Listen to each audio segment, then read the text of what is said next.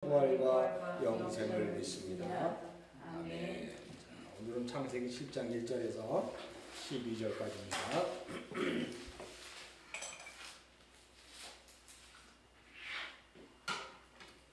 창세기 7장 1절에서 12절 교독합시다. 여호와께서 노아에게 이르시되 너와 내 온 집은 방주로 들어가라. 이 세대에서 네가 내 앞에 의로움을 내가 보았으니라. 너는 모든 정결한 것은 암수 일곱이 부정한 것은 암수 10을 내기로 데려오며 공중의 새도 암수 7씩 데려와 그 씨를 온 지면에 유전하게 하라. 지금부터 7일이면 내가 40주야를 땅에 들으려 내가 지은 모든 식물을 지면에서 쓸어버리라. 노아가 여호와께 자기에게 명하신 대로 다 준행하였더라. 홍수가 땅에 있을 때 노아가 600세라. 노아는 아들들과 아내와 며느리들과 함께 홍수를 피하여 방주에 들어갔고 정결한 짐승과 부정한 짐승과 새와 땅에 있는 모든 것은 하나님이 노아에게 명하신 대로 암수 둘씩 노아에게 나와 방주로 들어갔으며 7일 후에 홍수가 땅에 덮이니 노아가 600세 되던 해 둘째 달 곧 그 달 11의 날이라 그날에 큰 기쁨의 샘들이 터지며 하늘의 창문들이 열려 40주야를 비가 땅에 쏟아졌더라. 하나님 아버지, 노아 600세 되던 해 드디어 홍수가 땅에 임했습니다. 그리고 40주야로 비가 내림으로 말미암아 생명을 갖고 있는 모든 것들이 전부 다 죽었습니다. 그 놀라운 사건이 5천년 전에 이 역사 속에서 있었고, 그리고 그 놀라운 사건이 지금도 여전히 우리의 삶 가운데 있는 줄 믿습니다. 하나님의 은혜가 우리를 덧있게 하여 주시고 날마다 심판의 홍수 속에 살아가지만 그것이 우리를 더욱더 영적으로 성장시키는 그런 하나님의 은혜의 비가 될 수 있도록 인도하여 주옵소서. 감사드리며 우리 주 예수 그리스도의 이름 받들어 기도드렸사옵나이다. 아멘. 노아의 홍수 이제 7장 1절서부터 12절까지인데 여러분들이 이렇게 보면 7장에 있는 내용들은 내려 이거 꺼도 된다고? 나 목소리가 안 나와서 안 돼. 올리라고? 올린다고? 아 이거 어떡하라 그러구나 그러면. 자 7장 1절서부터 12절 그리고 7장 전체와 6장 전체는 똑같은 내용들이 계속 반복돼요. 6장 1절서부터 계속해서 내가 지면에 있는 것들을 다 쓸어버리라.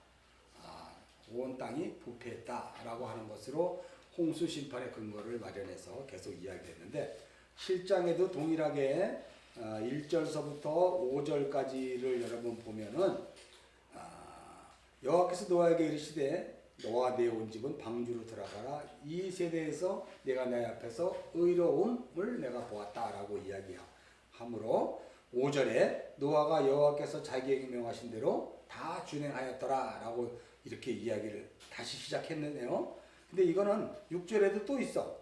6절에도 22절 보면 노아가 다 준행했다 그랬죠. 그리고 6장 9절에는 6장 9절 한번 읽겠습니다. 시작. 이것이 노아의 족본이라 노아는 의인이요 내 완전한 자라 그는 하나님과 동행하였다라고 이야기하면서 6장 9절서부터 22절의 내용이 7장 1절서부터 5절을 압축 요약한 내용이라는 사실을 여러분 아실 수 있죠. 자, 6장 9절서부터 22절까지의 그 압축한 내용 중에 핵심은 고페루 나무로 뭘 만들라? 방주를 만들라 라고 이야기하고 방주는 뭐 300큐빗, 폭이 50큐빗, 높이가 30큐빗으로 만들고 창은 위로 하나만 달랑내라 라고 하는 것으로 사양을 만들고 그리고 땅에 있는 모든 것 암수 한 쌍씩을 4개로 데리고 와라 라고 이야기해요. 자, 그 6장 내용과 7장 내용이 다른 점이 뭘까? 7장 1절서부터 5절까지 내용과 지금 6장에서의 그 내용 18절, 19절, 20절, 21절 내용이 7장 2절과 3절 내용이란 말이에요. 다른 게 뭘까? 자, 다른 게 뭐냐면 수가 달라요. 짐승의 수가. 6장 18, 19, 20, 21절에는 뭐예요? 한 쌍씩. 암수 한 쌍씩 방주로 이끌어 이렇게 이야기하는데 7장에는 정결한 짐승은 암수 7씩, 부정한 것은 암수 2씩, 공중의 새도 암수 7씩이라고 하는 그 수가 달라요. 그죠? 네. 수가 다른데 이걸 이제 원어로 보니까 우리가 확실히 이해할 수 있는 게 6장에 암수 한 쌍씩이라고 했을 때 암수는 자칼 우 네케바예요. 잘 기억을 하셔야 돼요, 여러분. 이제 칠판을 안 쓰고 내가 기운이 없어가지고 칠판 안 써. 이걸로 할 거니까 잘 기억하세요. 6장에 한 쌍씩 들어올 때 그 암수는 자칼 우 네케바예요. 자칼 우 네케바는 뭐예요? 씨 가진 자 그리스도 예수 그리고 씨 받아야 할 네케바들. 다시 말해서 씨를 가진 남자인데 여자로 오신 예수 그리스도의 구속사를 설명할 때 자칼 우 네케바라고 해서 한 쌍 얘기해요. 한 쌍은 누구와 누구가 한 쌍이야? 둘은 그리스도 예수 자칼 우 네케바인 예수와 그리고 거기에 씨를 담겨야 될 그 짐승들 여러분들이 한 쌍이 되는 거예요. 6장에는 그죠? 자, 그게 창세기 1장 26절 27절에 그죠? 창세기 다시 한번 좀 살펴보고 갑시다. 계속 창세기 1장부터 5장을 계속 연결시키는 거기 때문에 그래요. 창세기 1장 26절 찾아서 읽겠습니다. 시작. 하나님이 이르시되 우리의 형상을 따라 우리의 모양대로 우리가 여기 사람을 만들고 라고 이야기했을 때 그 사람이 자칼 우 네케바라는 거예요. 우리가 그런 사람을 만들겠다 이렇게 해요. 다시 말해서 우리의 모양과 우리의 형상대로 예수 그리스도로 말미암게 될 그 하나님의 아들들을 만들겠다는 것을 이제 6장에서 한 쌍씩 방주로 데려오라 라고 해서 그렇게 설명을 했어요. 그 다음에 이제 7장에는 이 암수 7씩 그리고 부정한 것은 한 쌍씩 데리고 오라 라고 했을 때 이 암수는 이샤와 그리고 이쉬와 이샤예요. 이쉬는 생명을 넣어주는 자 남자 그리고 남편 그리고 이샤는 생명을 건네받은 자 여자 아내 이렇게 이야기하는 거예요. 자, 요거는 어디하고 연결되어 있어요? 창세기 2장 21절에서 24절까지. 자, 창세기 2장 21절 24절 읽겠습니다. 시작. 여호와 하나님이 아담을 깊이 잠들게 하시니 잠들매 그가 갈빗대 하나를 취하여 살로 다시 채우고 여호와 하나님이 아담에게 취하신 그 갈빗대로 여자를 만들고 이게 이샤예요. 그리고 그를 아담에게로 부르시니 아담이 이르되 내 뼈 중에 뼈요 살 중에 살이나 이것을 남자에게 이쉬에게 취했으니 이샤 여자라 부르리라. 그죠? 이러므로 남자가 부모를 떠나 그 아내 아파여 둘이 한 몸을 이룰 주라 라고 이야기하는 내용이 7장 2절하고 3절 내용이에요. 자, 그렇다면 여러분들이 지금 읽은 내용 6장에서 나온 한 쌍은 자칼 우 네케바 하나님의 그 작정 속에 있었던 내가 하나님의 아들들을 그리스도 예수로 말미암아 이렇게 만들겠다라고 하는 것에 의해 선언적인 그런 선포로 노아에게 방주로 끌고 오라고 6장에서 선포했다면 7장에서는 이제 이씨와 이씨아로 말미암아 생명을 주고받는 그런 관계 남편과 아내의 관계로 이제 그들을 방주에 끌어들이겠다는 뜻이에요. 자, 그래서 거기서 여러분이 차이가 나는 게 뭐냐면 7장 1절에 하나님의 이름이 뭘로 나와요? 여호와로 나오잖아. 7장 1절에는. 근데 6장 22절에는 뭘로 나올까? 하나님이 그냥 하나님이 뭘로 나와요? 엘로힘으로 나왔단 말이에요. 엘로힘. 무슨 소리인지 알죠? 엘로힘의 하나님과 여호와 하나님은 차이가 있어요.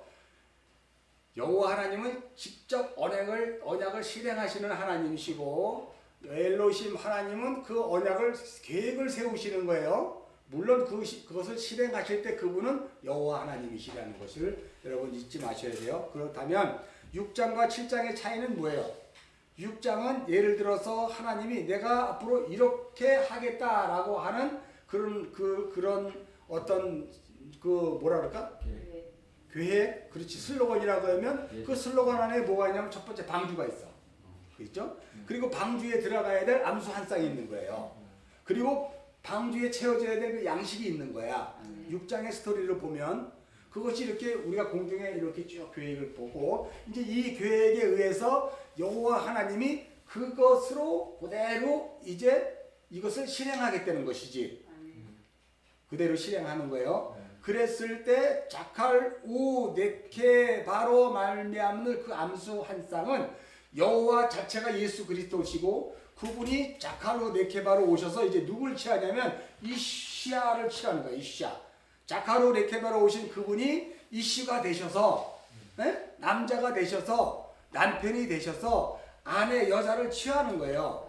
그럴 때 이 7장에서의 표현은 정결한 7쌍, 부정한 2쌍 이렇게 얘기하는 거예요. 이해하십니까? 요거보다 더 쉽게 설명할 수는 없어.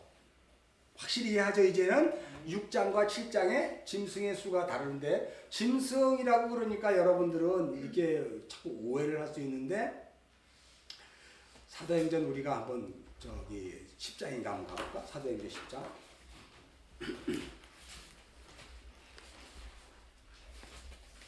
사도행전에서는 그 사도 바울이 이제 고넬료에게 갈 때 환상을 보죠. 환상을 보는데 우리가 10절, 9절서부터 한번 읽을까요?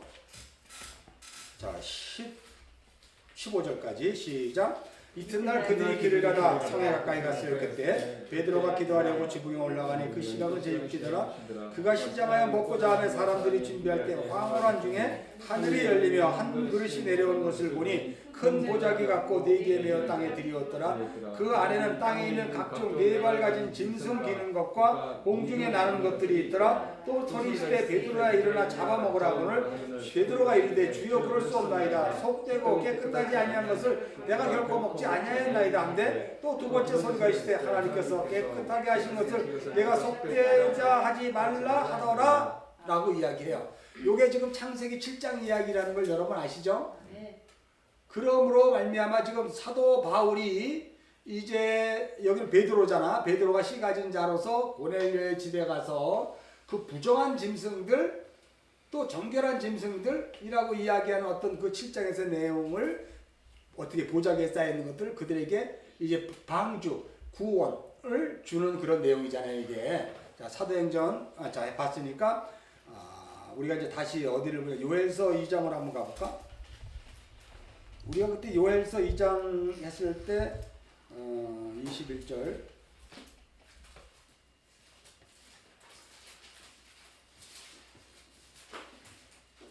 호세아 다음에 요엘서죠.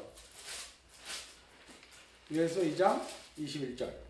자, 21절부터 23절 자 읽겠습니다. 시작. 땅이여 두려워하지 말고 기뻐하며 즐거워할지다. 여호와께서 큰 일을 행하셨음이로다. 들짐승들아 두려워하지 말라. 들의 불이 싹이 나며 나무가 열매를 맺으며 무화과 나무와 포도나무가 다 심을 내놓다. 시온의 자녀들아 너희는 너희 하나님 여호와로 말미암아 기뻐하며 즐거워할지어다. 그가 너희를 위하여 비를 내리시되 이른 비를 너희에게 적당히 주리니 이른 비와 늦은 비가 예전과 같을 것이다 라고 이야기해요. 자 여기에 보면 21절에 땅이여 두려워하지 말고 기뻐하라 즐거워하라 그러잖아. 여호와께서 무슨 일을 행하신다고? 큰 일을 행하시는데 이게 이제 비를 내리시는 거야. 홍수를 내리시는 거예요. 그 다음에 22절에는 그 땅을 뭘로 설명을 했어요? 들짐승이라고 그랬단 말이에요. 땅, 들짐승이 다 같은 내용인데 이름만 이렇게 바꿔 부르는 거예요. 그죠? 그래서 들짐승들아 라고 두려워하지 말라 라고 이야기해요. 네. 그 다음에 이제 23절엔 그 들짐승을 누구라고 얘기해요? 시온의 자녀들아 라고 이야기하잖아요. 기뻐하고 즐거워할지어다. 왜 기뻐하고 즐거워하냐면 그가 너를 위하여 비를 내린대.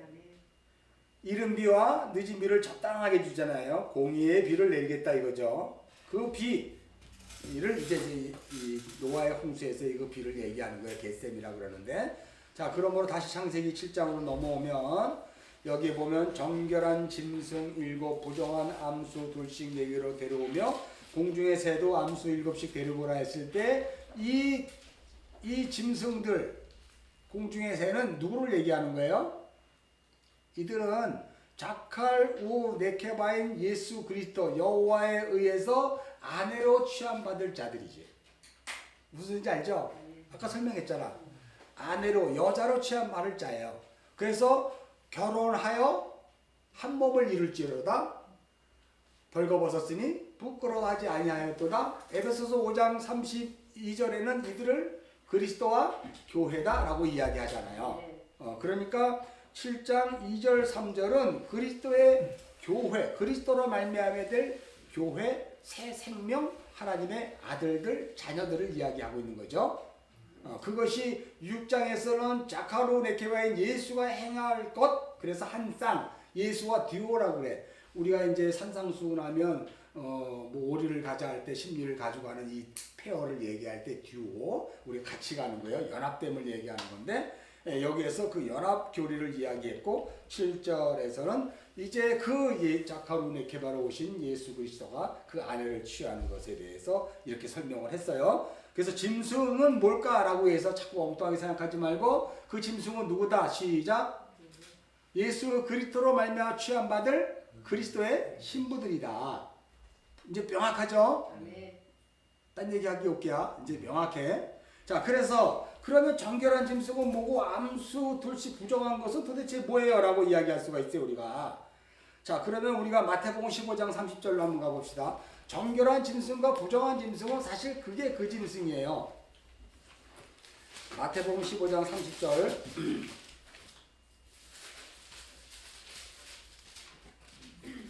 자, 우리가 찾았으면은 한번 읽겠습니다. 시작. 31절까지 두 절. 시작. 그건 우리가 다리 저는 사람과 장애인과 맹인과 말 못하는 사람과 기타 여럿을 데리고 와서 예수의 발 앞에 앉힘에 고쳐주신 말 못하는 사람이 말하고 장애인이 운전하게 되고 다리 저는 사람이 걸으며 맹인이 보는 것을 우리가 놀랍게 여겨 이스라엘 하나님께 영광을 올려드리라 라고 이야기해요. 여기에 고쳐주다, 예수의 발 앞에 앉히며 고쳐주다라는 단어가 데라퓨라는 단어를 사용하는데 이게 섬기다, 찬양하다 이런 뜻이에요. 예수가 부정한 것들로 말미암아 신부로 삼는 것을 다른 말로 섬기다 이런 뜻이에요. 예수의 섬김에 의해서 부정한 우리들이 그의 신부가 되는 것이고 그렇게 하는 것을 찬양하다 이런 뜻이에요. 찬양하다 라는 그런 뜻을 여기서 내포하고 있다는 것이죠. 자, 우리가 여기에서 이제 또 하나 봐야 될 것이 정결한 짐승과 부정한 짐승은 지금은 여러분이 잘 몰라. 근데 이제 방주에 들어가잖아. 그러면 이제 방주에서 나와서 노아가 하늘의 하나님께 제사를 올려. 제사를 올릴 때 부정한 짐승을 잡을까요? 정결한 짐승을 잡을까? 정결한 짐승을 잡아야 되잖아. 그죠? 정결한 짐승이 누구 때문에 죽는 거야, 그러면? 그렇지. 부정한 짐승을 살리기 위해 정결한 짐승이 죽는 거죠. 그게 다나토스의 죽음이라 그러거든요. 그러니까 정결한 짐승 대신 그리스도 예수가 부정한 우리에 의해서 죽는 거예요. 그러니까 정결한 짐승 7쌍 그러니까 7마리 이렇게 말이 서수로 보면 안 돼. 7이라는 안식을 주는 수고 완전수란 말이에요. 그러니까 정결한 것은 완전한 거야. 제물로서의 완전하냐? 그러면 완전한 제물이 누가 있겠어요, 이 땅에? 예수 그리스도밖에 없잖아. 영단번에 드린 자기 몸을 영단번에 드린 예수밖에 없잖아. 그래서 정결한 짐승 7이에요. 이걸 1마리, 2마리, 3마리, 7마리 이렇게 하지 말고 7이라는 수가 무엇을 상징하는가를 보란 말이에요. 완벽한 제물이 되는 거고 부정한 짐승 둘은 항상 그리스도 예수와 연합된 우리가 왜 레이기에 보면 아사셀 염소가 있어. 그리고 하나는 번제를 드릴 염소가 있어. 두 염소를 죽여. 한 염소는 목을 따서 제사장이 번제단에 올려 불에 태버리고 한 염소는 안수해서 광야로 내보내는 그거가 지금 부정한 짐승에 대한 그 레위기 제사법이잖아요. 마찬가지로 그리스도 예수가 그렇게 부정한 짐승을 살리기 위해서 제물되는 거예요. 그래서 방주에 부정한 짐승을 싣는 거예요, 여러분. 자, 그래서 그걸 명심해 두시고 이제 마태복음 22장으로 한번 가봅시다.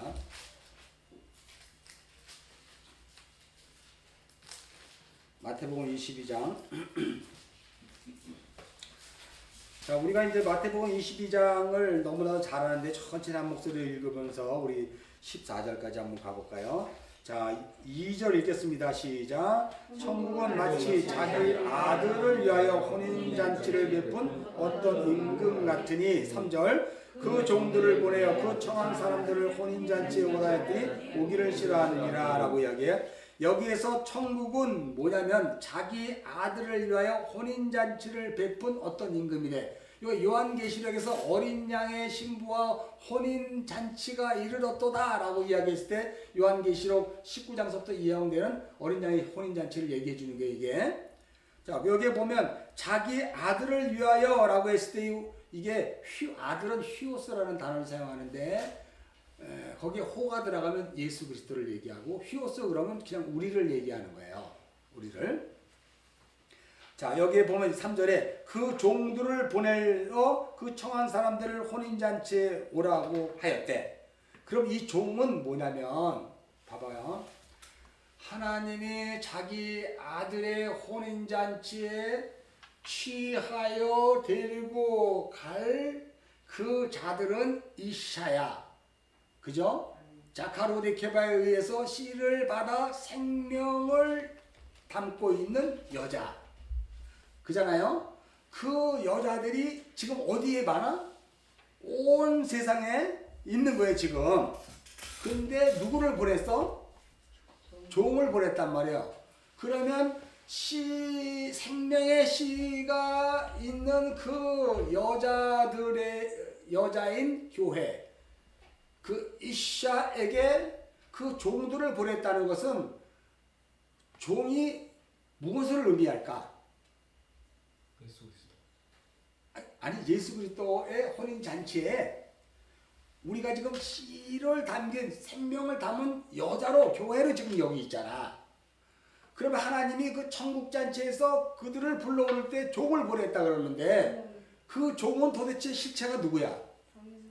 성령님이라고도 이야기했지만 더 정확히 접근하면 응? 아니, 그러니까 그렇게 이제 추상적으로 보지 말고 우리 안에 뭐가 담겨야 돼? 그 씨는 뭐야? 그렇지, 말씀이지. 생명의 말씀. 여기 종이라는 것은 생명의 말씀을 얘기하는 거예요. 생명의 말씀이 딱 뿌려지자 이건 내가 먹어야 되는 게 맞아. 그리고 그걸 먹는 자들은 천국 잔치에 오게 되는 것이고, 이게 뭐지? 먹어도 한데 맛도 되게 없어. 만나를 본고 이렇게 얘기하는 자는 그 생명의 말씀이 자기하고는 관계없는 거지. 그러니까 그 천국 잔치 초대에도 갈 수가 없어요. 이해를 못하니까. 이게 굉장히 중요한 거예요. 여러분이 지금 예수를 믿고 교회를 다닌다고 해. 근데 생명의 말씀은 계속해서 뿌려지거든요. 보이지 않는 가운데 뿌려지거든요. 어디서든지. 거기에 그 생명의 말씀이 여러분에게 딱 접촉점이 일어나서 그래, 이게 나의 양식이지 라고 하는 것들을 난 늘 느끼잖아요. 늘 느끼잖아. 그 씨앗들이 지금도 천국 잔치를 배설하신 주님이 그 생명의 말씀인 종들을 보내는 거예요. 그래서 여러분들이 예배를 드린다고 우린 지금 이렇게 모여있지만 실상은 어디를 가든지 하나님의 말씀, 그게 우리의 인생에 이렇게 스파크가 일어나야 되는 거예요. 항상. 그래야 우리가 그 씨로 살아야 될 자고 그 말씀으로 살아야 될 자고 그것이 우리의 양식이 돼야 되기 때문에 그래요. 양식이. 자, 그래서 이제 쭉 읽어보면 3절 그랬더니 싫어하잖아요. 4절 읽겠습니다. 시작. 청한 사람은 내가 5천을 준비하되 나의 소와 살찐 짐승을 잡고 모든 것을 갖추었으니 혼인잔치에 오라 하였더니. 자, 여기 봐요. 5찬을 준비하되 나와 나의 소와 살찐 짐승을 잡고 모든 것을 갖추었으니 혼인잔치에 오소서. 그러니까 예수 그리스도의 십자가로 말미암아 이 소라는 것은 하나님을 얘기하는 거예요. 알레프. 그러니까 소를 잡고 살찐 짐승을 잡고, 우리가 이게 어디서 많이 본 단어인데 누가복음에 보면 돌아온 탕자에서 그 아버지가 그 탕자가 돌아오니까 어떻게 해요? 살찐 소를 잡고 살찐 그 소를 잡아서 우리가 잔치를 벌이잖아. 그 잔치를. 거기에 큰아들은 그 잔치에 참석할까 못할까? 못해. 나에게는 양도 한 마리 안 잡아주더니 저렇게 재산을 탕진하고 돌아온 둘째 아들에겐 그렇게 할 수는 없다. 저건 아버지의 처사가 아니다. 막 이러면서 막 우라통을 내면서 그 잔치에 안 들어가잖아요. 혹시 여러분 아닌지 모르겠어? 내가 하나님을 위해서 어떻게 했는데, 내가 교회를 위해서 어떻게 했는데 라고 하는 그것 때문에 저렇게 다리 저는 것들도 교회 하나님의 그 천국 잔치 간다 그러면 차라리 난 안 가는 것만 더 못하나 뭐 이럴 수도 있겠어요. 우리들은 그게 유대인들이 그런 짓거리 하는 거거든. 자, 여기 보면 그러니까 혼인잔치에 오라고 했을 때 그 다 이룬 십자가로 완성한 잔치란 말이에요. 5절 읽겠습니다. 시작. 그들이 돌아보지도 않고 한 사람은 자기 밭으로 한 사람은 자기 사업하러 가고 그 남은 자들은 종들을 잡아 모욕하고 죽이니. 아니 그냥 자기 밭으로 가고 자기 사업하고 열심히 먹고 살면 됐지. 노아의 때 시집가고 장가가고 그냥 먹고 마시고 즐기면 됐지. 뭐 또 여기 보면 6절은 그 종들을 잡아 모욕했대네. 이게 종들을 잡아 모욕했다 그러니까 심부름꾼을 막 다리 몽둥이에 붙들렸다는 거예요. 그럼 무슨 의미야 이게? 그렇지, 말씀을 뭐 했다는 거예요 지금? 경솔히 여겼고 말씀이 이것이 내가 먹어야 될 식량이 아니라고 생각했기에 그냥 쓰레기 취급한 거예요. 사도행전 우리가 이번에 주일 설교할 때 베스도가 요 취급을 한 거예요. 사도 바울의 문제가 그냥 버려진 쓰레기 문제로 생각했던 거야. 베스도 총독이 요 했던 것이 동일한 거잖아요. 그러니까 종들을 잡아 모욕했다는 것은 뭐 잡아 죽이고 뭐 몽둥이로 때렸다는 게 아니고 생명의 그 말씀을 거절하고 생명의 말씀을 쓰레기 취급했다는 것을 여러분, 아니 그럼 뭐 그 사람이 생명의 말씀을 알았으면 받아들일 때 왜 쓰레기 취급 몰랐기 때문에 그렇게 한 거겠지. 우리가 지금 이 성경 말씀을 보면서 여기에서 생명의 말씀이 계속해서 우리에게 막 쏟아지는데 이게 우리가 못 받아 먹잖아. 이해를 못 하니까. 그럼 패스하고 그것만 딱 받아 먹어. 그러니까 우리는 늘 성장이 안 돼. 맨날 교회는 30년 다녔는데 패스하고 아 요건 맞아. 그리고 그거 먹고 패스 하다 보니까 아직도 2살밖에 안 됐어. 교회 다닌 지 30년인데. 근데 어떤 사람은 교회 다닌 지 2년밖에 안 됐는데 그냥 꽉 찼어. 패스가 없어. 그냥 다 맛있게 먹으니까. 그래서 성장을 해야 돼. 그리스도의 장성한 분량으로 성장해야 되잖아요. 진리로 가득 채워야 되잖아. 그러니까 그런 거와 마찬가지로 종들을 잡아 모욕했다는 것은 그들이 진리를 몰라서 그런 거예요. 몰라서. 여러분들도 진리에 대한 것들을 알다 모른다가 중요한 게 아니고 그것이 내가 먹어야 될 양식인지 아닌지는 분별할 수 있어. 하나님 분명히 그렇게 우리를 이 시자로 만들었기 때문에 그래요. 그러니까 그거 나는 뭐 시브리어도 모르고 헬라어도 모르는데 그럼 나 어떻게 해야 돼? 말씀 너무 어려워. 그럴 거 할 거 없어. 이미 여러분에게는 그게 스파크가 일어나게 돼 있어요. 나는 그 양식 먹으면 사는 거 알아.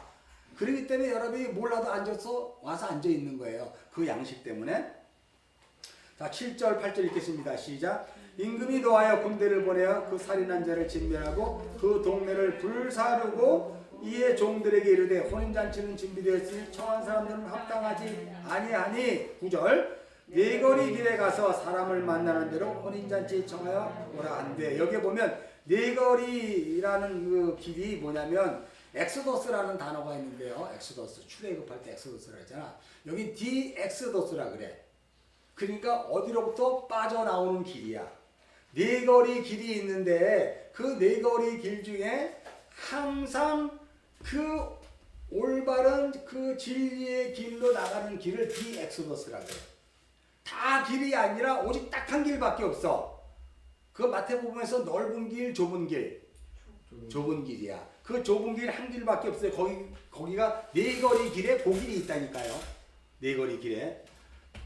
우리가 신앙생활하면서 항상 그런 곳에 항상 좁은 길이 있어요. 그래서 우리가 좁은 길을 찾아야 돼. 두드려야 돼. 그러면 성령이 알려줘요. 어디로 가는 게 좁은 길인지. 자, 청하여 오라고 한대 라고 이야기할 때 여기 청하다라는 게 칼레오라는 단어인데 부르다 이런 뜻이에요.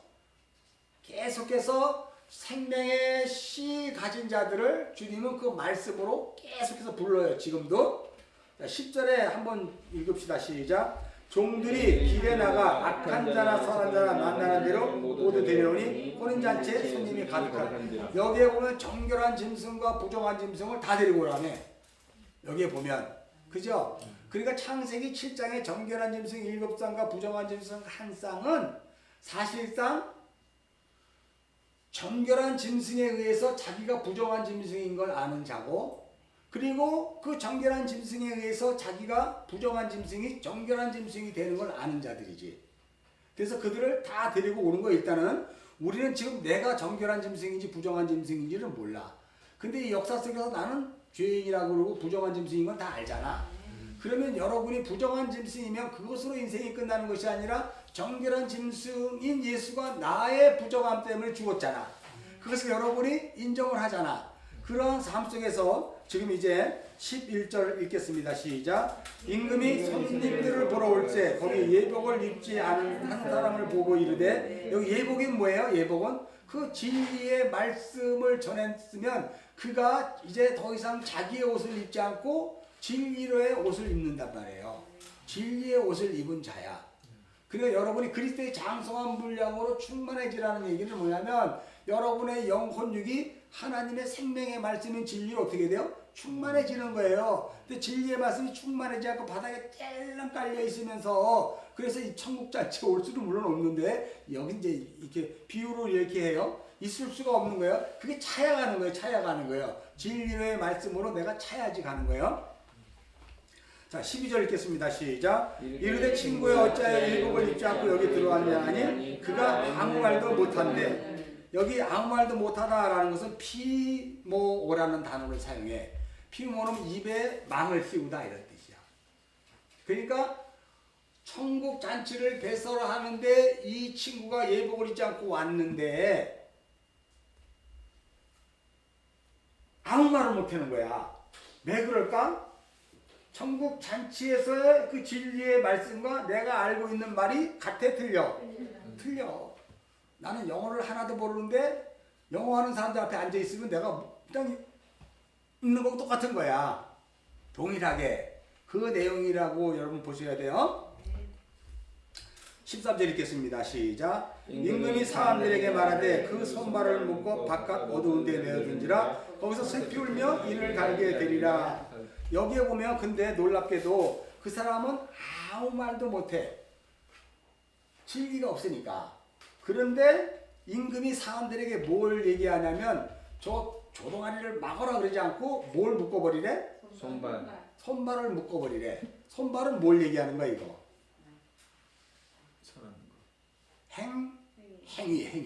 행위 복음이야. 율법, 행위. 그러니까 이 사람은 진리의 말씀으로 그의 영혼육이 자란 게 아니고 행위로 하나님을 섬겼던 사람이야. 그러니까 그 천국잔치에서 이 손발을 뭐 한다? 아예 묶어버리라 그러잖아. 아예 묶어버리라.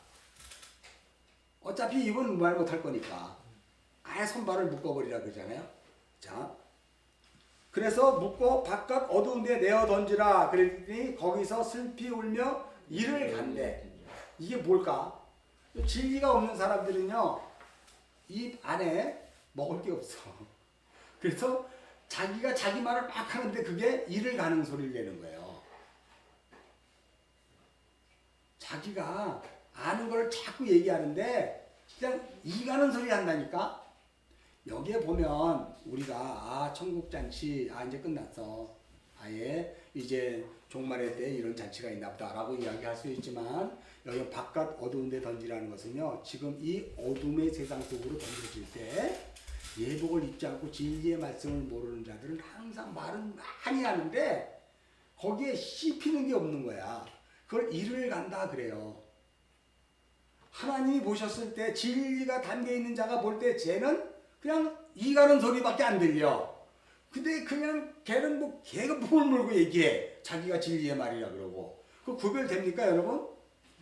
그 구별할 수 있어야 돼요. 이를 가는지 저 목사가 지금 이를 갈고 있는지, 네? 아니면 손발이 묶여 있는지 안 묶여 있는지 보란 말이에요. 그리고 저 집사가 이를 갈고 있는지 손발이 살아서 펄펄 뛰고 있는지 아니면 손발이 묶여 있는지. 그럼 여기 손발이 묶이고 이를 갈고 있는 사람은 은혜에 임한 사람이야 아니면 저주받은 사람이야? 은혜가 임한 거잖아. 손발이 묶였으니까 이제 다시는 이거 안 쓸 거 아니야. 그러면 이거만 계속 하는데 이제 진리를 받아 먹으면 여기에 씹히는 게 있겠지. 이는 안 가겠지 이제. 그럼 그걸 먹으면 걔가 자라겠지. 그러잖아요. 이게 그러니까 청함받은 자는 많되 택함 입은 자는 적으니라처럼 진리의 말씀은 온 천하에 다 뿌려지는데 그것을 제대로 못 먹고 그냥 이만 가는 사람 천지야 지금. 그 사람의 특징은 손발이 살아있어.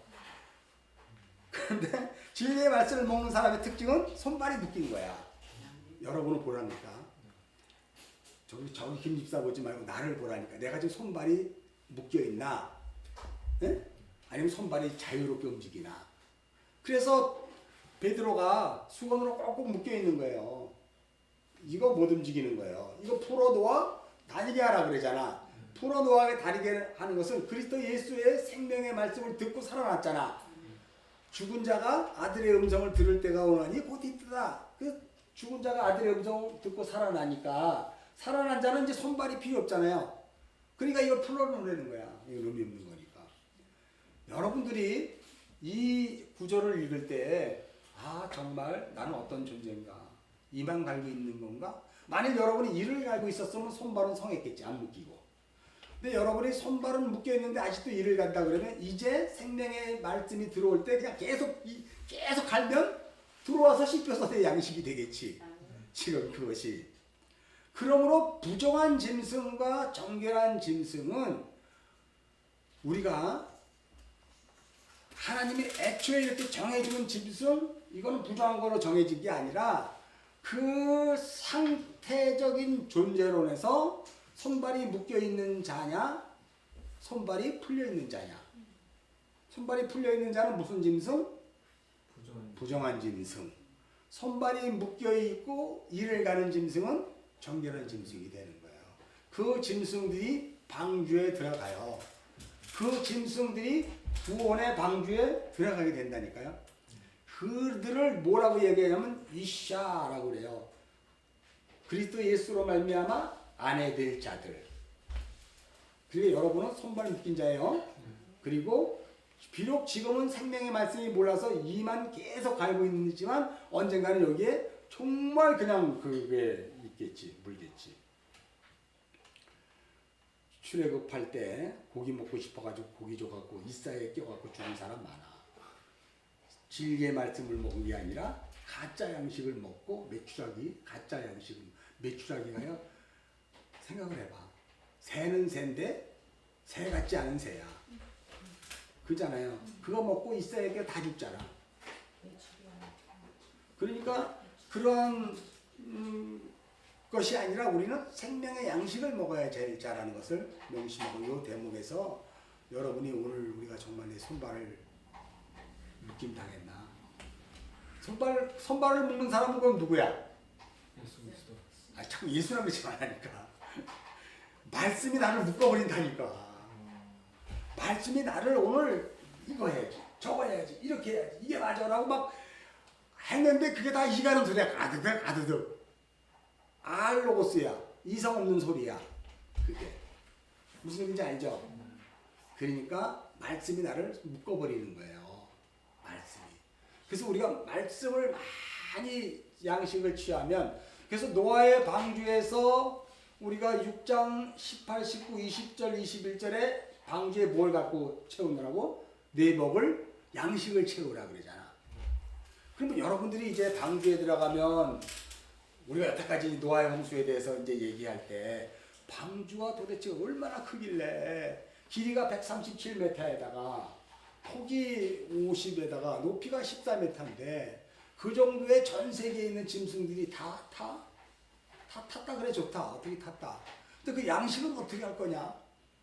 노아의 홍수가 났을 때 방주 안에 있었던 기간이 몇 년입니까? 382일이라고 내가 얘기했죠. 노아 600세 되던 둘째 달 17일. 그리고 방주가 멈출 때가 노아 601살 둘째 달 17일. 27일, 17일. 그리고 비 오기 전 일주일 전에 방주에 들어갔으니까 365, 375 플러스 7, 382일. 그럼 382일 동안 그 137m에 50m에 14m의 그 방주에 그 수많은 짐승들이 먹이를 그럼 어떻게 해야 하냔 말이야. 이게 먹이. 양식. 그러니까 이걸 문자적으로 보면 이해가 안 가는 거잖아. 근데 창조론자들은 어떻게 해서든 이걸 맞춰. 봐라, 방주 안에 다 들어간다. 막 이렇게 얘기하고 막 그래서 또 얼치기 그리스도인들은 박수 치고 그냥 막 하나님이 정말 방주를 지으셔서 다 이렇게 하셨구나 그러고 막 깜짝깜짝 놀라면서 진짜 하나님은 위대하다 그래. 아니 하나님이 위대한 걸 그 방주 증명돼 갖고 알았어? 그러니까 여러분들이 얼마나 이를 갈고 있었냐면 그 아무것도 아닌 이야기를 갖고 뭐 한문으로 배주자는 뭐 선자가 뭐 배주자가 됐고 이게 방주를 표시하는 거고 뭐 양은 어디가 3층이니까 이게 첫째 하늘, 둘째 하늘, 셋째 하늘이고 막 갖다 붙이니까 와 대단하다 야. 막 와 그래. 그리고 막 난리가 난 거죠. 그냥 어떻게 하면 내가 후원을 해야 되죠? 이 창조학회에다 후원 좀 했으면 좋겠는데요. 참 수고하셨어요. 그러면서 막 박수치고 한 사람 손 들어봐. 후원한 사람 봐. 거기 또 있네. 이집사가 있어요? 복음을 몰라서 그래. 복음을 몰라서. 생각해봐. 그 먹을 양식이 뭔데? 지금 내 양식을 채우라 그랬잖아요. 그 양식은 출애굽할 때 하늘에서 내린 만나예요. 며칠 나기도 아니야. 정말 그 양식 먹어야 되는데 우리는 그걸 자꾸 방주 뭐 노아의 홍수 이런 거라고 막 자꾸 얘기를 해버리고 막 그럴싸하게 맞추니까 그냥 껌뻑 가는 거야 그냥 정말로. 나도 갔어. 뭐 솔직히 내가 복음을 몰랐다. 나도 갔어. 누구 탓할 거 없어. 나도 10여 년 전에 그들이 와가지고 막 파워포인트 띄워가면서 막 열변을 토할 때 대단하다 이랬는데 결론은 뭐냐면 아무것도 아니야. 뭐 거기서 그래 뭐 어떡하겠다니까. 그래서 아니 진짜 거기서 하나님 알았냐고. 그 전에 알았는데 왜 이제 거기서 와 그러고 이제 마치 하나님은 진짜 아는 것처럼 얘기해. 그 진짜 아는 게 아니잖아. 그런 것처럼요. 자 다시 창세기 7장으로 가봅시다. 자 그래서 7장에서 드러나는 7장 1절서부터 5장 5절까지 드러나는 것은 하나님의 이름이 바뀐 거예요. 여호와로 언약의 하나님 실행주로 바뀐 것이고 그 다음에 정결한 짐승과 부정한 짐승에 대해서 지금 내가 조금 아까 설명을 했단 말이에요. 그래서 사실상 정결한 짐승이나 부정한 짐승은 같은 건데 그리스도 예수의 생명의 씨 말씀이 들어가는 자와 그죠? 부정한 짐승이 말씀이 들어감으로 정결한 짐승이 되는 것이고 다시 말해서 먼저 된 자가 되고 먼저 된 자는 나중된 자를 위해서 또 희생을 당해야지. 그래서 먼저 된 자가 나중되고 나중된 자가 먼저 되고 이게 천국이 그렇게 올라가는 거예요. 그 방향으로. 여러분이 먼저 진리를 알아서 진리를 먹는 자가 되면 이제 나중자가 여러분을 보고 쫓아올 거 아니야. 여러분이 거기에 대해서 진리를 넘겨줄 거 아니야. 그죠? 그리고 그 나중된 자가 또 이제 진리를 알아서 앞으로 가게 되고 그 뒤에 또 오게 되고 이게 자연스럽게 생명의 말씀이 천국 잔치를 초청하는 요인이 되는 거지. 여러분들이 전도지를 들고 다니면서 예수 믿으라고 다녀서 그렇게 가는 것이 아니라는 것을 명심해야 돼요. 그러면 뭐 해야 돼? 맨날 놀아야 돼? 맨날 왜 놀아? 말씀이 들어있으면 어떻게 해야 되는지를 여러분이 더 잘 안다니까. 왜? 네 거리 길에서 어디가 네 엑소더스인지 아니까 내가. 그러니까 그리로 가려고만 하잖아요. 그러니까 나만 거리로 간 게 아니라 똑같은 사람들이 함께 가고 있네 지금. 그게 우리 교회 공동체라니까. 그래서 다른 길을 가는 사람들은 여러분 철로역경 영화 다 봤죠? 다른 길을 가는 사람은 항상 거기서 떨어져 나가게 돼 있어요. 그래서 그 길로만 가는 거예요. 언젠가는 항상 나 혼자인데 늘 외로운 때는 꼭 전도자가 나타나. 그리고 또 누가 같이 동행하게 되고 그렇게 해서 하나님 우리를 이렇게 순례자의 길을 걸어가게 해주잖아요. 그러니까 여러분은 항상 어느 길을 가고 있냐면 네 거리 길에서 그 종을 만나야 될 사람들이란 말이에요. 종, 말씀. 그래서 우리가 그 말씀의 양식을 먹는 것 잊어버리지 말고 그래서 7장 1절부터 5절까지의 여러분들이 오해할 만한 것이 이제 그렇게 하면 다 이해가 될 거예요. 여기 7일이면 40주야를 4절 한번 읽겠습니다. 시작. 지금부터 7일이면 내가 40주야를 땅에 비를 내려 내가 지은 모든 생물을 지면에서 쓸어버린다. 자 7일이면은 안식이잖아. 그러니까 6일 동안은 열심히 일을 하고 7일은 쉬라 그런 거 동일하게 노아가 6일 동안은 뭐 했어요? 하나님의 말씀을 다 준행을 했을 거 아니야. 여기 지난주에 우리가 했을 때 하나님의 명령 차바라는 뜻을 했죠. 차바. 차바가 무슨 뜻이에요? 다 바른데 하나님이 우리에게 말씀을 주실 때는 항상 포장을 해서 주셔. 이렇게. 그래서 포장을 해서 줄 때 이걸 하나님의 명령이라 그래. 근데 이스라엘 백성들이 그걸 포장을 뜯어보지도 않고 그대로 보고 그대로 행하다 보니까 맨날 하나님으로부터 혼나는 거야. 우리 역시 마찬가지로 그 말씀, 명령, 그 차바가 그거로 그대로만 보고 아유 나는 그냥 장사하러 가야 되겠어. 아유 난 잔치 때문에 잔치 가야 되겠어. 그렇게 보면 우리도 그렇게 가요. 근데 그 차바가 미차바로 봐야 된단 말이야. 그 안에 뭐가 들어있는지를 봐야 되잖아요. 그러니까 노아가 6일 동안 행한 것은 바로 뭐냐면 하나님의 명령을 다 준행했다 그래. 여기 보면 하나님의 명령을 다 준행했더니 그 명령은 바로 어떤 거냐면 6일 동안 노아가 수고했던 것은 손발로 한 게 아니고 그 하나님의 명령이 뭔지를 파악한 거지. 속뜻을 파악한 거지. 그 속뜻이 파악이 되면 그 일은 이미 완성된 거예요. 이루어진 거예요. 하나님의 말씀은 놀랍게도 우리가 그 속뜻을 알아서 이걸 행함으로 가는 게 아니야. 그건 기독교는 행함의 종교가 아니기 때문에. 그래서 하나님이 던져준 생명의 말씀, 명령이라고 얘가 10계명도 명령이잖아. 이 명령을 1부터 10개의 계명으로 쫙 나열해가지고 이걸 지키려고 막 너무 어려워. 이거 613개를 또 나누어. 이것도 너무 어려워. 이걸 막 3만 개로 막 나눠버렸잖아. 이스라엘 백성들은. 그렇게 해야 돼요? 아니면 그 명령의 10계명을 뚜껑을 안을 탁 뜯어보면 거기 답이 있잖아. 그걸 뜯어보지는 않은 거야. 그러니까 자꾸 명령만 나눈 거야. 마찬가지로 우리도 오늘 노아가 10일이란 말이에요. 그럼 6일 동안 일을 한 그 일은 하나님 방주 만들려고 그랬으니까 방주 계속 못질해가지고 방주 만들고 야 아들아 저 소나무 펴 갖고 와라 해갖고 막 120년간 그 산 나도 그렇게 생각했어. 야 노아가 다른 사람들 시집가고 장가고 놀고 마실 때 산속에서 그 자기 식구들 8명과 그 137m의 그 길이에 14m의 높이에 50m의 그 방주를 만들려면 그 가족이 120년 걸리고 맞겠다. 얼마나 힘들까. 방주 만들고 톱질하고 나무 키고 막 그러려면 얼마나 힘들까. 나도 그거 상상했어. 여러분도 상상했어 안 했어? 다 상상했잖아. 그거 방주 만드는 거. 그러니까 방주 만들려고 그러니까 우리는 지금도 그런 상상을 하고 있어. 그건 뭐야? 껍데기로만 상상한 거 아니야. 차바. 명령 하니까 껍데기로만 그걸 보고 방주 만든 것만 생각하고 있는 거잖아. 그럼 노아가 6일 동안 뭘 했는 거야? 6일 동안 뭘 했냐는 거예요. 그게 바로 하나님의 그 명령이 뭔지를 진짜 그 속뜻을 알아먹은 자지.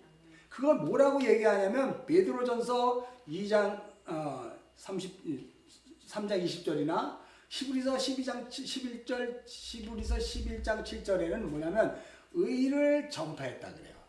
의를 전파한 노아. 안 찾아봐도 알잖아. 우리 히브리서 3장 20절 찾았으니까. 그리고 히브리서 11장 7절에 의를 전파한 노아라 그래. 그러니까 방주를 만들려고 그랬을 때 나는 소나무 뜯어가지고 키워서 방주 만드는 것만 생각했는데 히브리서 11장 7절과 베드로전서 3장 20절에는 의를 전파했대래. 며칠 동안? 그 6일 동안은. 의를 전파했다. 그럼 의를 전파했다는 그 의는 도대체 뭘까? 의가 뭘까? 하나님 말씀. 의라는 것은 단도직입적으로 하면 하나님과 내가 하나 된 상태를 의라 그래. 무슨 말인지 알죠? 하나님과 내가 하나 된 상태가 의야. 그럼 우리가 하나님은 영이신데 나와 어떻게 하나가 돼? 그럼 나와 하나가 되어 있는 상태를 우리가 지금 이야기했을 때 뭐냐면 그 말씀이 나와 하나가 되는 거지. 그 말씀이 나와 하나가 돼서 그 말씀이 나를 이끌어가고 그 말씀이 나를 인도해 가는 삶으로 살아가는 것이지. 그게 의를 전파한 노아예요. 그러니까 여러분이 말씀이 하나가 되어 오늘 이 삶을 살아내고 있을 때 다른 사람, 똑같은 예수를 믿는다고 하는 사람들과 달라짐이 있지. 분명히. 전부 예수 믿는 저라면 하나 똑같네 뭐. 전부 성경 30독 했다더니 하나 똑같네 뭐. 이래버리면 안 되잖아.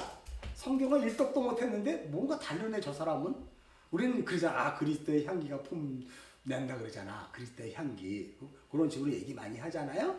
그리스도의 향기는 어디에서 나와? 향기는 어디서 나오는 거야? 내 몸에서 나오는 거잖아. 이 몸에 썩은 육신의 냄새가 났으면 향기가 안 날 거 아니야. 이 몸에 말씀으로 말미암아 그리스도의 향기가 나오니까 다른 거죠. 그러니까 의를 전파했다는 것은 바로 뭐냐면 내가 말씀대로 살았다는 것보다도 더 중요한 거 그리스도와 동행하는 그 말씀이 되어 내가 6일 동안의 삶을 살아낸 거예요. 말씀이 되어 6일 동안의 삶을 살아낸 거예요. 그걸 의를 전파했다 그래. 다른 사람들에게. 자기는 전파하지 않았어. 그냥 말씀이 자기를 준행해서 그대로 살았던 건데 하나님이 노아를 보고 넌 참 의롭다 이렇게 칭의하셨다니까.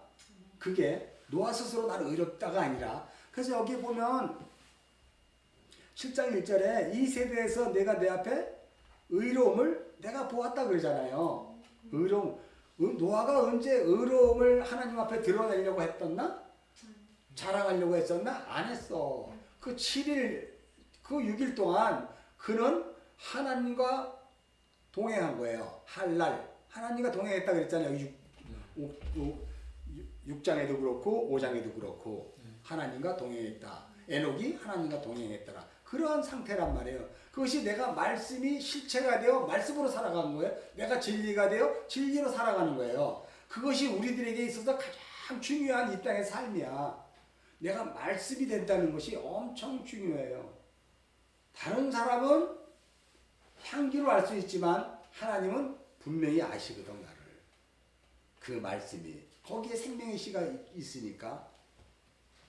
자, 그래서 7일이라면 이제 그래서 7일 그가 안식에 들어갈 때가 딱 7일이 된 거야. 뭐죠?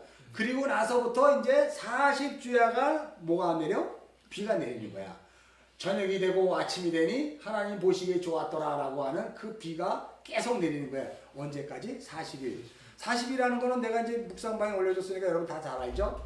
40이라는 것은 말씀의 완성을 위해서 주어지는 시험의 기간이야. 광야 40년이 끝나니까 이스라엘 백성들이 어디로 들어가? 적과 꿀이 흐른 가나안 땅으로 들어가는 거야. 예수님이 광야에서 40일 금식이 끝나니까 비로소 이제 홍생의 시작을 시작하는 거지. 이삭 내가 한번 어제 보내줬나? 오늘 아침에 보냈나? 이삭이 몇 살에 결혼했어? 40세에 결혼했잖아. 이삭이 40세에 결혼해서 누구를 아내로 맞이해? 리브가를 아내로 맞이했어. 근데 조금 뒤로 올라가면 창세기 28장인가 어디에 보면 에서도 결혼을 했어. 몇 세 했냐면 40세에 결혼했어. 근데 에서는 그 고향 친척 본토 집에 있는 그 자매와 결혼한 게 아니고 그냥 가나안 땅 7부족 중 아무나하고 결혼해 버렸어. 그래서 이삭과 리브가의 마음에 심히 근심하였더라라고 이야기해요. 그러니까 40이라는 기간은 어떤 거냐면 그 시험의 기간을 옳게 통과한 자와 통과하지 못하고 자기 것으로 넘어가는 그런 갈림이 있는 기간이야. 40이라는 것은. 그래서 이 40이라는 기간은 굉장히 중요한 시간이에요. 사울 왕이 40년 동안 왕이 되었잖아. 다윗도 몇 년간 왕이 됐어? 40년. 솔로몬도 몇 년간 왕 노릇했어? 40년이라고 이야기해요. 그러면 옳게 40년의 왕을 잘 채운 왕은 누구 하나 있어? 다윗. 솔로몬은 왜 실패했어? 솔로몬은 그냥 다 이방 우상 작것들 뭐 그냥 탐한 것들 뭐 말 탐하고 급 탐하고 여자 탐했잖아. 하지 말라는 거. 신명기에서 하지 말라는 거. 사울은 하나님의 말씀을 청종하지 않고 그냥 자기 것으로 건넘겨 버렸잖아요. 그러니까 실패한 40년, 하나님의 뜻대로 한 40년. 그래서 이 40이라는 시험 기간은 놀랍게도 두 개로 갈라져요. 이게 우리에게도 있다니까. 우리에게도. 그래서 우리는 지금 40이라는 시험의 때를 지금 지나고 있는 거예요. 40이라는 시험의 때를 지났을 때 그것이 진리의 말씀으로 온전한 그 길을 걸어갈 때 그게 은혜의 비가 되는 것이고, 그리고 그것이 그런 길을 걸어가지 않을 때는 심판의 홍수가 되는 거예요. 심판의 홍수. 홍수라는 것이 마블이라는 단어를 사용했거든. 근데 얀마불이라 그래가지고 맴이라는 단어를 사용해서 마불인데 이 마불이라는 뜻은 뭐냐면요 야발이라는 뜻에서 나온 거야. 야발 통수 잡는 자 많이 봤지. 카인의 족보에 야발은 통수 잡고 뭐 이렇게 하는 거. 야발은 뭐냐 물이 흘러가 어디인가 멈추는 곳이 있어요. 목적지를 향해 흘러가다가 야발이야. 그러니까 홍수라는 것은 하나님의 뜻을 이루기에 어디론가 흘려버리는 거예요. 여러분의 인생이 40이라는 이 기간은 하나님의 뜻을 위해서 흘러가는 거야. 어떤 사람은 똑같이 예수를 믿는데 고난 그런 고난은 없어. 어떤 사람은 별로 고난 없이 그냥 그렇게 이렇게 가네. 순적하게 가네. 뭐 누구는 저주받아서 그렇게 가는 게 아니고 40이라는 기간은 그렇게 간다니까. 그게 그래서 나는 내 자아가 너무 강해서 난 역시 심판으로 맨날 두들겨 맞으면서 가는 게 맞아. 그렇게 하는 사람도 있고 아니면 나는 역시 순종을 잘해서 나는 하나님이 이렇게 복을 주셔가지고 이렇게 잘 갈 거야. 이렇게 보면 또 안 돼요, 여러분. 그런 게 바로 뭐냐면 우리가 어느 시험의 기간을 통해서는 걸리는 들에 넘어져 그 홍수에 그냥 둥둥 떠내려가 다 죽는 그런 경험을 할 것이고 어떤 때는 또 그렇게 그냥 방주 안에서 유유자적하게 가는 때가 있단 말이에요. 그 시기가 우리가 예수를 믿는 그런 과정이 40이라는 과정이에요. 그러니까 40이 때가 차면 여러분은 이제 진리로 완성되어 아버지 집에 가겠지. 그 여기에 이제 또 우리가 40이라는 걸 그렇게 봤어요. 땅에 비를 내렸다 그래. 비.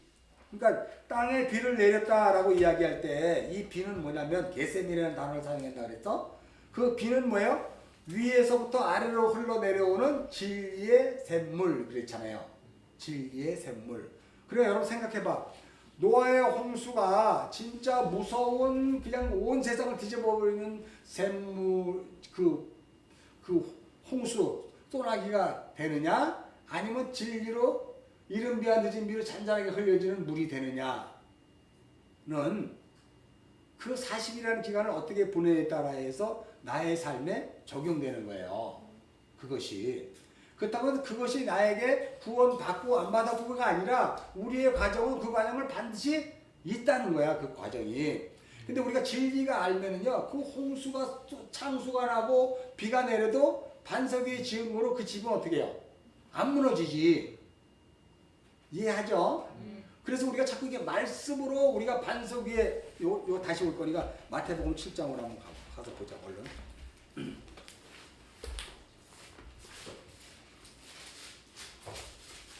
마태복음 7장에 우리가 이제 24절, 25절, 26절, 27절 읽겠습니다. 시작. 그러므로 누구든지 이 말을 듣고 행하는 자는 그 집을 반석 위에 지은 지혜로운 사람 같으니라. 비가 내리고 창수가 나고 바람이 불어 그 집에 부딪히되 무너지지 아니하나니 이는 주추를 반석 위에 놓을 까닭이고 나의 말을 듣고 행하지 아니한 자는 그 집을 모래에 지은 어리석은 사람 같으니 비가 내고 창수가 내고 바람이 불어 그 집에 부딪히며 무너짐이 이게 40이라는 시험의 기간 동안 홍수 내림이에요. 홍수 내림. 그러므로 우리가 아무리 홍수가 내리쳤는데도 우리가 거뜬하게 무너지지 않는 것은 우리의 인생이 말씀으로 어떻게 내라는 집이 나라는 성전이 차곡차곡 반석 위에 세워졌기 때문에 남들은 죽겠다고 아우성치고 곧 죽어 넘어간다 그러는데 우리는 어떻게 돼요? 의연할 수가 있는 거예요. 태어날 수가 있는 거예요. 세상에 요동치지 않는다니까. 뭐 때문에? 반석 위에 내가 말씀으로 지음받았기 때문에 홍수가 나더라도 그것이 나에게는 그렇게 큰 문제가 안 돼. 근데 내가 모래 위에 집을 지은 것은 홍수가 나면 반드시 드러나게 돼 있어. 홍수가 나면. 그러니까 홍수라는 것은 아까 마블이라고 그랬잖아요. 어디론가 떠내려 보내는 거야. 그 목적이 드러나게 하기 위해서. 그럼 나는 우리가 편안할 때 다 예수 믿는 것 같은데 만일 홍수가 쏟아져 버리면 바로 드러나는 거야. 내가 어떻게 해요? 단단히 쓰러지지 않는 집인가 아니면 무너지는 집인가. 그것으로 우리의 인생이 결정나는 거란 말이에요. 그래서 우리는 날마다 그 생명의 말씀으로 우리 성전을 가득 채우는 거야. 그걸 반석 위에 세웠다 그러잖아. 그리스도 예수의 생명의 말씀으로 차곡차곡 쌓이거든. 그래서 내가 요동치지 않는 그 믿음을 좌르나 우르나 치우치지 않는 그 믿음으로 일평생을 살아요. 근데 이것이 그 말씀이 내 안에 들어왔을 때 여기에 쌓이지가 않는 경우가 있다. 이 홍수 심판은 또 다른 말로 이야기했을 때는 비잖아. 비, 은혜의 비. 말씀이 나에게 들어왔을 때 그 말씀이 내가 성전이 되어 있으면 성전에 차곡차곡 쌓이거든. 그것은 주추를 잘못 놓았기 때문에 그래. 모래라고 이야기하는 율법주의, 행위주의의 그것을 놓으면 겉은 멋있고 단단하게 지을 수가 있어요. 그러나 창수가 나버리면, 홍수가 한번 나져버리면 그냥 무너져 버리는 거죠. 그것이 우리 인생에서 한 번씩 반드시 있을 때 하나님은 허시고 다시 세우시고 치시고 싸매주시는 하나님이라는 것을 잊어버리면 안 돼요. 그래서 우리가 이 신앙생활을 계속 하고 있을 때 말씀이 우리를 그렇게 만들어 가는 거예요. 그때 확인되는 거, 나 진짜 구원받은 거 맞아? 나 진짜 말씀으로 정말 단단히 섰나? 맞아? 할 때 하나님이 우리를 뭐 한다고? 시험이라는 때를, 고난의 펄물부를, 그러니까 다니엘이 정말 자기가 나는 이 바벨론에서 난 거 절대 안 먹어요. 나는 우리 고향에서 난 그것만 먹을 거예요. 난 채소만 먹어요. 그러고 했을 때 하나님이 그래? 한번 볼까? 그리고 사자굴에 집어넣어 버리는 거예요. 그런 시험이 온단 말이에요. 사자굴에 들어 넣었을 때 그가 비로소 반석 위에 그 고백이 있었으면 사자가 못 무는 것이고, 그것이 입술의 고백뿐이었다면 사자에게 먹혀버리겠지.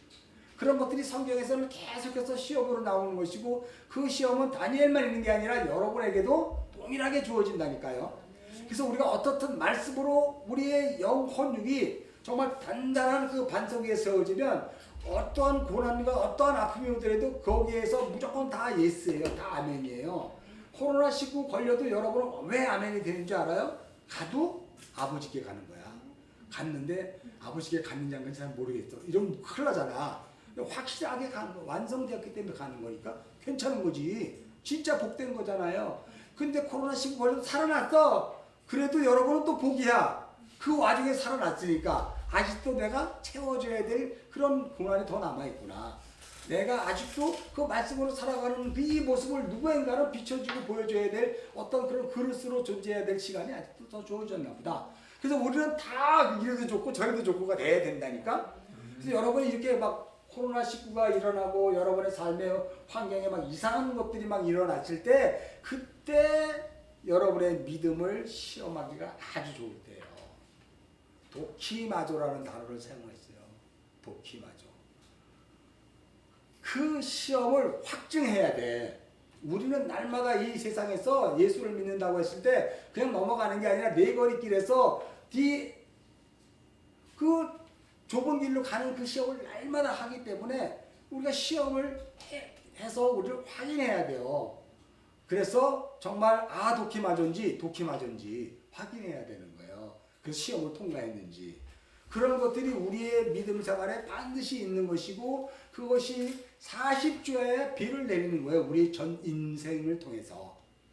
그런 것들이 여러분을 단단하게 만드는 거죠.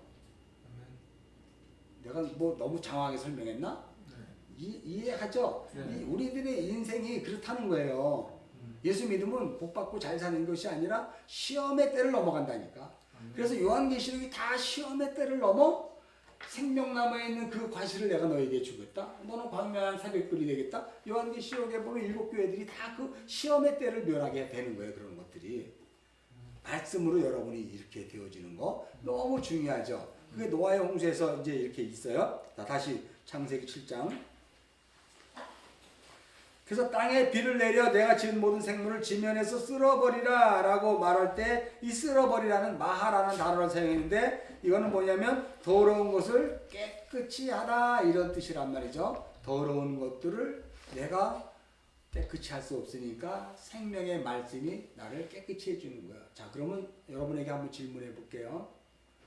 여러분이 굉장히 거짓되고 더럽고 추악하고 그런 것들로 가득 찼어. 그렇다면 그것을 어떻게 깨끗이 씻을까? 40일 금식을 할까? 아니면 기도원 들어가서 주여 삼창을 외치면서 석 달 열흘 동안 기도원에 들어가서 그렇게 있을까? 어떻게 해야 될까? 그렇지. 말씀 앞에 말씀이 여러분을 깨끗하게 하는 거예요. 말씀이 여러분의 생각을 주관하는 거예요. 그럴 때 나의 이 생각, 나의 음란한 생각, 나의 이 거짓된 생각, 나의 사기꾼 같은 생각 이런 것들이 말씀이 들어가야 그것이 없어지는 거야. 아멘. 말씀이 없이는 교회 3,000번 다녀도 아무 의미가 없어요. 선교사 백날 나가봐야 소용없어. 그것이.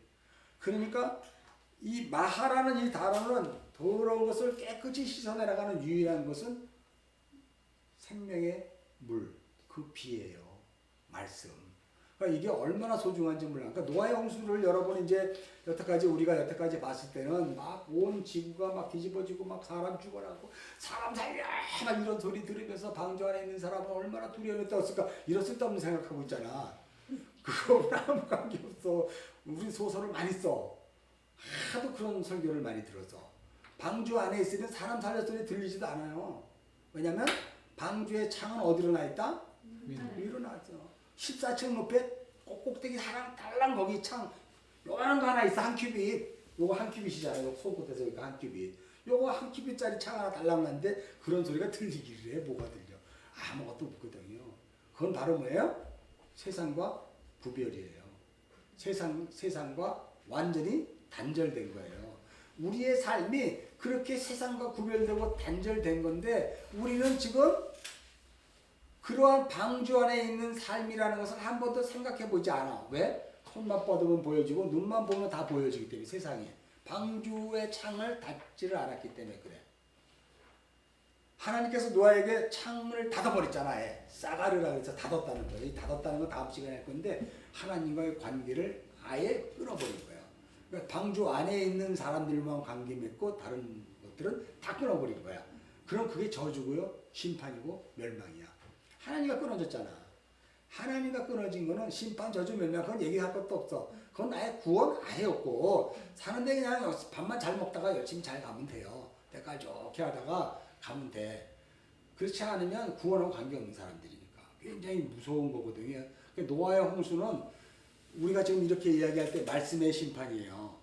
그런데 이 말씀의 심판이 어느 때 하나님이 문을 딱 닫아버리면 내가 그 방주 안에 들어가 있느냐 방주 밖에 있냐에 따라서 완전한 운명이 달라지는 거예요.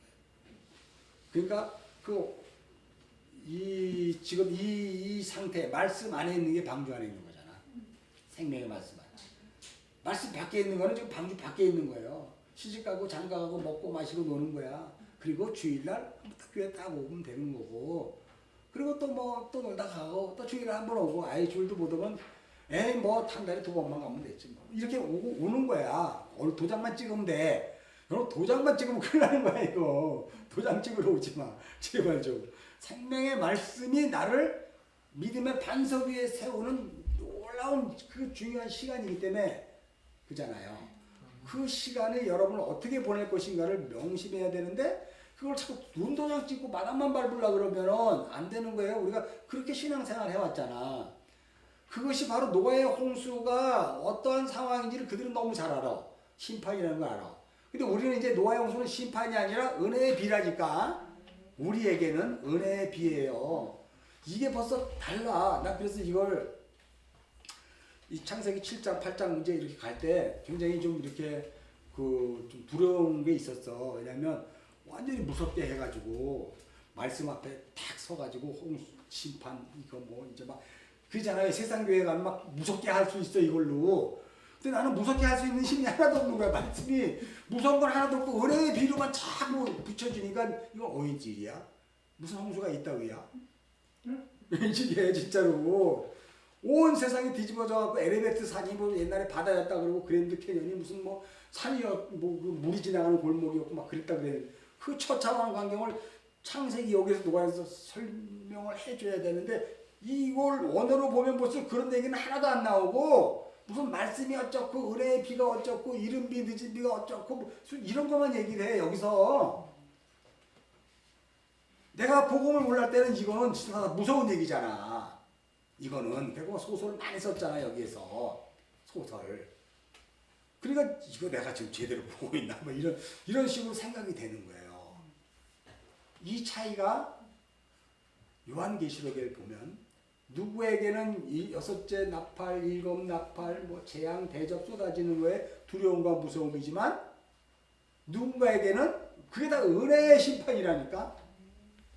은혜의 심판이라는 것을 여러분 아세요? 이게 어마어마한 거야. 어마어마한 거. 그게 은혜의 심판이라는 건 바로 뭐냐면 그 홍해를 건너갈 수 있는 힘이 우리에게 있는 거예요. 물이 갈라지니까 야 좋다고 우리가 뛰어 들어간다고 한 발짝도 못 가. 물이 막 철렁한데 쫙 갈라졌는데 와 할렐루야 하고 뛰어가? 아무도 없을걸? 한참 기도하고 묵상하고 담대함이 주어져야 거길 건너가지 못 들어가요. 막 들어가는 사람은 누구냐면 바로의 군대야. 바로의 군대는 자기 목적이 있으니까 막 뛰어들어가. 어차피 열렸으니까. 그들은 다 죽었어. 근데 못 들어가는 자는 결국은 건너가잖아요. 우리가 그런 존재들이라니까.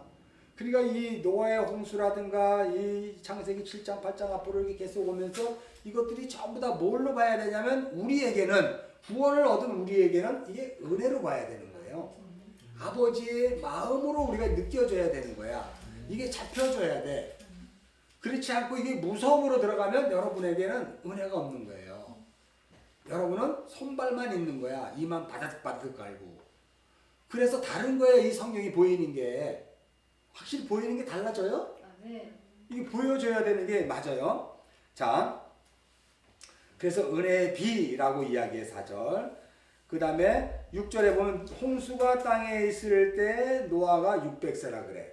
자, 그러면 묵상할 때 여러분 잘 봐봐요. 7장 6절에 홍수가 땅에 있을 때 노아가 600세라 때 있을 때라는 단어가 원래는 하야라는 동사를 사용했어. 하야. 그리고 여기에 보면 또 12절에 보면 40주야 비가 땅에 쏟아졌더라 그랬단 말이야. 이거는 그냥 쏟아졌다가 아니라 그냥 하야야. 비가 임했다 이런 뜻이에요. 임했다. 그리고 또 10절에 보면 7일후에 홍수가 땅에 덮이니도 하야야. 하야. 임했다. 하나님의 은혜의 비가 임했다 이런 뜻이에요. 근데 여기를 막 쏟아졌다 무슨 뭐 땅에 물이 덮였다 뭐 이렇게 하니까 두렵잖아 벌써 다. 그러니까 이걸 원어적인 의미로 창세기 1장 1절서부터 정확히 번역을 하면 그냥 6절에 보면 홍수가 노아 600세에 홍수가 땅에 임했다. 그렇게 번역하면 되는 거고요. 10절도 7일 후에 홍수가 땅에 임했다. 12절 40주야를 비가 땅에 임했다. 이렇게 번역을 해야 되는데 요거를 이게 창조론으로 계속 번역을 해버리니까 다 이렇게 바꿔버린 거야. 그러니까 엉뚱한 걸 확 달라져 버린 거예요. 우리가. 그래서 복음을 못 만나. 근데 그것을 원어로 보니까 이게 다 은혜의 비네. 방주 자체도 은혜잖아. 구원의 귀짝이잖아.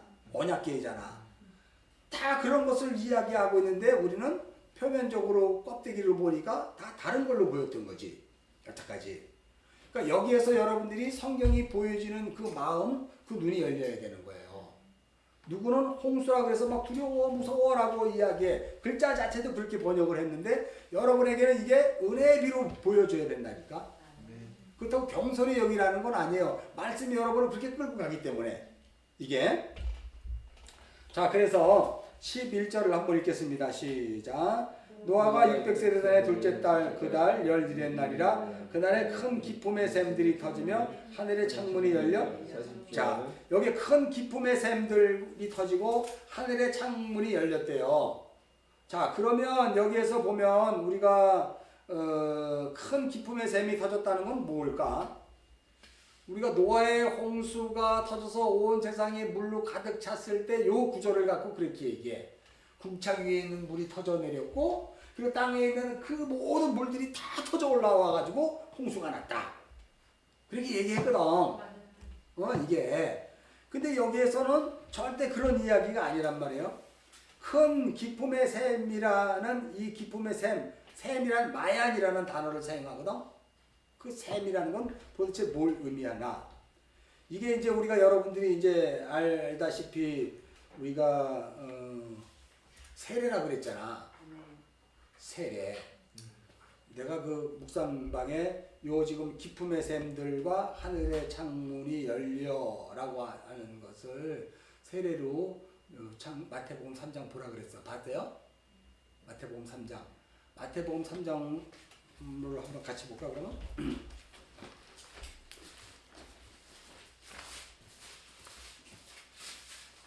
마태복음 3장에 보면은요, 이게 창세기 구조하고 똑같아요.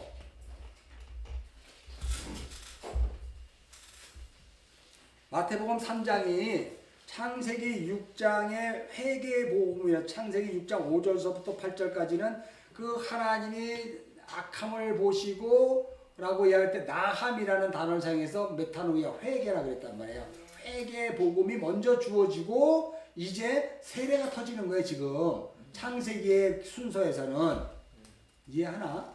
네. 창세기 6장은 회개의 복음을 설명하고 7장은 이제 비로소 이게 세례를 이야기하는데 그 내용이 어디에 있냐면 지금 마태복음 3장에 보면은 어떻게 나와요? 8절서부터 쭉 이제 우리가 쭉 요한의 세례가 나오잖아.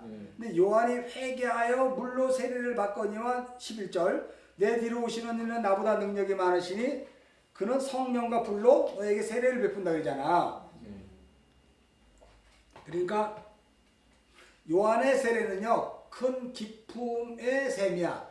땅적 존재에서의 나올 수 있는 기쁨의 셈, 율법의 체계에서 나올 수 있는 은혜의 셈, 땅에서 올라오는 셈, 그잖아.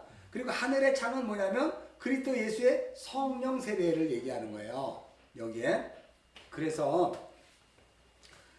우리가 이제 16절 한번 읽을까요? 16절 시작. 예수께서 세례를 받으시고 곧 물 위에 올라오실 때 하늘이 열리고 성령이 비둘기같이 내려 자기의 마시고 여기 하늘이 열렸다 그랬잖아. 우리 아까 창세기 7장 11절에 하늘이 열렸다 그랬잖아. 똑같은 거예요. 하늘이 열려서 은혜의 비가 내리는데 그 은혜의 비를 여기서 뭐가 내려왔다 그래? 비둘기가 말고 누구? 성령이 내려왔다 그러잖아요. 요거 보죠. 그래서 요한의 세례는 큰 기쁨의 샘이 터진 그 세례야. 물 세례. 그리고 예수가 그 물 세례를 받고 하늘이 드디어 열려 이제 성령 세례를 주는 거예요. 여기가. 그죠? 그리고 4절에 40이라는 시험의 기간을 지나는 거예요. 4장에서. 그리고 비로소 12절에 비로소 뭘 전파한다고? 천국을 전파하더라 그랬잖아요. 이게 노아의 홍수 사건을 마태복음에서 그대로 이야기하고 있는 게 순서대로. 여기까지 이해는 갈래나? 이해하시죠? 다시 창세기로 와요. 자, 그래서 이 기쁨의 샘을 우리가 한번 찾아봐야 될 것이 있냐면 시편 36편 4절 6절.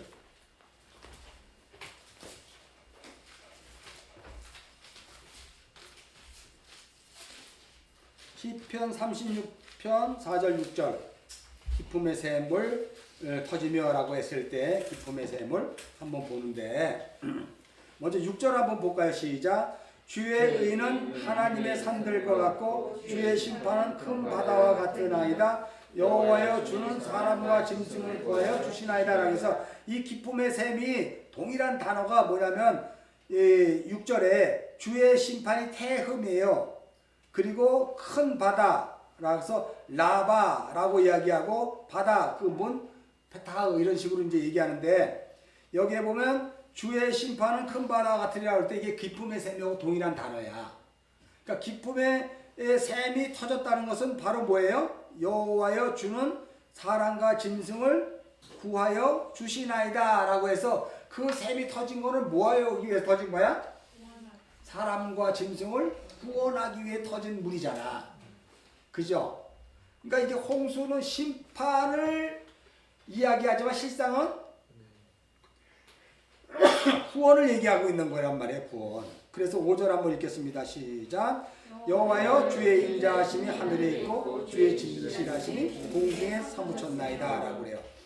인자하심이 어디에 있다고? 하늘에. 하늘에. 그러니까 은혜가 하늘에 있다는 얘기죠. 그리고 그 진실하심이 어디에 있다고? 공중에 있단 말이에요. 공중에 있단 말이에요. 자, 그런데 왜 이런 일이 이 기품의 바다와 같은 이라고 고백을 하고 사랑과 짐승을 구하냐고 이야기하면 36장 1절서부터 한번 읽겠습니다. 시작. 악인의 죄가 그 마음속으로 이르기를 그의 눈에는 하나님을 두려워하는 뜻이 없다하니 그가 스스로 자랑하기를 자기의 죄악은 드러나지 아니하고 미워함을 받지 아니하리라니 같다 그래. 악한 사람들은요 자기 스스로 하나님이 막 엉뚱한 짓을 하면 혼낼 줄 알아. 근데 하나님 혼 안 내거든. 그러니까 뭐 아무것도 아니네 이런 식으로 생각한다는 거야. 자기는 죄악이 드러나지도 않고 하나님도 미움받은 적도 없어. 이렇게 생각한다는 거야. 이 땅에 있을 때는 우리 몰라요. 그죠? 그러나 말씀이 그를 심판한다니까. 말씀이. 3절 읽겠습니다. 시작. 그 입에서 나오는 말은 죄악과 속임이라 그는 지혜와 선행을 끼쳤도다. 여기 지혜라는 단어가 우리가 전에 에레미야 7장에서 했잖아. 9장에서 했잖아. 지혜는 샤칼이라는 단어예요. 하나님의 마음을 아는 것을 지혜라 그래. 지혜. 그러니까 그 입에서 나오는 그 말, 선하지 않은 그 라토브, 선하지 않은 말은 죄악과 속임이야. 여기 죄악이라는 것은 아온이라고 얘기해서 비진리를 얘기하는 것이고요. 속임이라는 것은 뭐냐면 간사한 유혹, 야바이 치다 이런 뜻이야. 야바이 치다. 그러니까 그 입에서 나오는 그 말은 비진리면서 간사한 유혹으로 넘어가는 소리들이라는 거야. 이 아첨 발음하는 소리라는 거예요. 그래서 그는 하나님을 아는 지식과 그리고 무엇이 선한 것인지를 끝쳤도다. 축 늘어진 상태다. 진리에서 멀어진 상태가 되었다. 라고 해서 우리 인간의 존재론적인 상태를 이렇게 얘기해요. 이게 누구냐면 나를 얘기하는 거야. 여러분은 입에서 나오는 말은 늘 죄악과 속임이야. 그리고 지혜와 선행이 없었기 때문에 그러겠지. 하나님을 아는 지식이 없고 뭔가 선을 행하는 것은 하나님 앞에 선을 행하는 게 없어. 자기에게 선을 행할 수 있어도 하나님에게 선을 행하는 건 없는 상태야. 자, 4절 읽겠습니다. 그는 그의 침상을 죄악을 꾀하며 스스로 악한 길에 서고 악을 거절하지 아니하는도다. 이랬던 여러분들에게 노아의 홍수가 터진다니까. 그래서 그 홍수가 어떻게 터지냐면 5절에 인자하심이 하늘에 있고 진실하심이 공중에 있는 그것들이 쏟아져 내려오는 거야. 그런 괴율과 악한 것을 생각하며 살았던 3절 4절에 내가 인자하심과 진실하심이 나에게 쏟아져 붓는 거예요. 그랬더니 6절에 그건 심판인 것 같은데 그것이 나를 구원하는군요. 그래서 7절에 이렇게 고백해 있겠습니다. 시작. 하나님이여 주의 인자하심이 어찌 그리 보배로우신지요. 사람들이 주의 날개 그날에 피하나이다. 8절 그들이 주의 집에 있는 살찐 것으로 풍족할 것이라 주께서 주의 복락의 강물을 마시게 하리라. 이게 복락의 강을 마시는 게 노아의 홍수의 심판의 물을 먹는 거야. 그죠? 큰 기쁨의 샘들을 먹는 거예요. 그것으로 살찌고 풍족해져야 되는 거야 우리가. 9절 읽겠습니다. 시작. 진실로 생명의 원천이 주께 있사오니 주의 비단에서 우리가 10절 주를 아는 자들에게 주의 인자하심을 계속 베푸시며 마음이 정직한 자들에게 그렇게 그 홍수의 물, 큰 기쁨의 물을 먹는 자들에게 이러한 구원이 임한다는 거예요. 다시 창세기 7장으로 넘어가요. 그러니까 창세기 7장 11절에 이 물이 터져서 온 세상을 막 홍수로 뒤집었어요 라고 이야기하는 것이 바로 나 같은 그런 죄악 덩어리 그리고 거짓말만 살살하는 내가 그 진실하심과 인자하심의 그것들이 나에게 쏟아져 내려오더니 결국 내가 비로소 하나님을 아는 자로 구원을 받는 자가 되었도다 라고 하는 고백으로 하나님께 피하는 것이 복이다 이렇게 얘기하잖아요. 이게 11절 기쁨의 샘이고 하늘의 창문들이 열렸다는 거예요. 이제는 이게 이제 오늘 제목이잖아요. 아룻바라는 제목인데 하늘의 창문이 열린 거는 이제 우리가 말라기 3장 10절로 한번 가보면 동일한 똑같은 단어가 있어요. 말라기 3장 10절. 말라기 3장 10절이 엄청 중요해. 이게 어떻게 보면 자 10절 읽겠습니다. 시작. 만군의 여호와 이르노라 너희 온전한 11조를 창고에 들여 나의 집에 양식이 있게 하고 그것으로 나를 시험하여 내가 하늘문을 열고 너에게 복을 쌓을 것이 없나 붙들어 가라. 여기에 보면 하늘문을 열고 창세기에서는 뭘 내려줘? 비를 내리잖아. 근데 여기 뭐를 내려? 복을 내리네. 똑같은 단어라니까. 창세기에선 비고 여기선 뭐야? 근데 뭘 해야 복이 되는 거야? 비가 내리는 거야?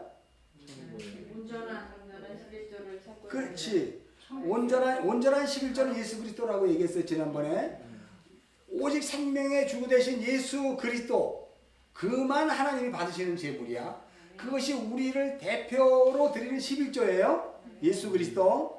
그 예수 그리스도를 창고에 들여 나의 집에 양식이 있게 하래. 나의 집은 어디야? 성전. 그러니까 성전이 어디에 있는 건데? 나의 집은 누구야? 나지 나.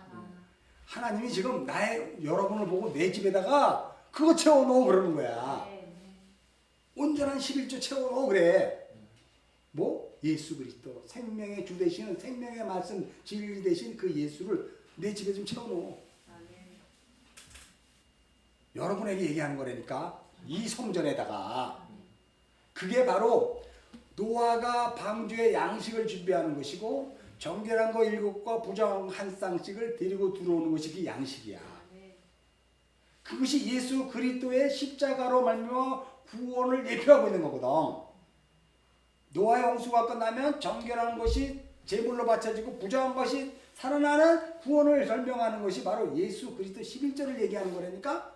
창세기 7장 2절 3절이 알죠?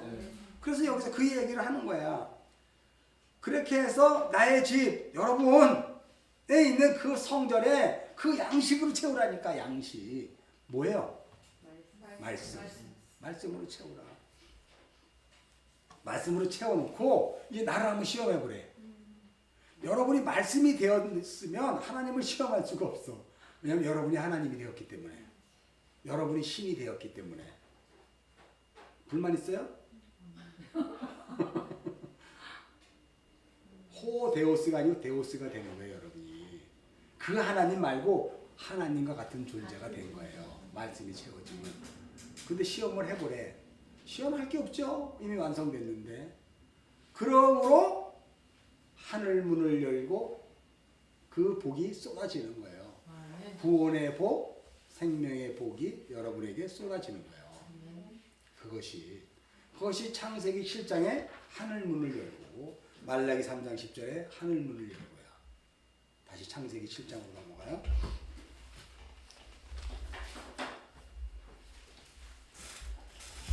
자, 하늘문이 열려 40주야를 비가 땅에 쏟아졌다라 그러네. 그럼 이 40주야는 시험의 기간을 온전히 맞춰지는 때네.